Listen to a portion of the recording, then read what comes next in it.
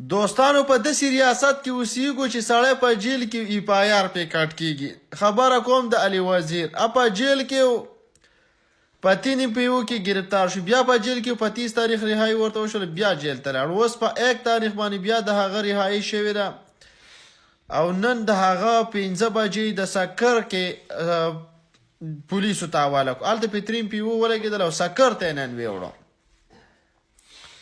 علي وزیر په جیل کې د جرمونه یې ډایرکټ پې کیسونه کېږي. موږ اریان دا یو چې علي وزیر را د ښکاري په جیل کې چېرته کمرې ممرې ولي یا چېرته د ښکاري په د جیل په سوپرډنټ د ښکاري چېرته کمر ګزار کړی سر پې مات کړی ځکه پې دا 3 پیو پارچا شوې ده. هلکه تاسو څه وایئ؟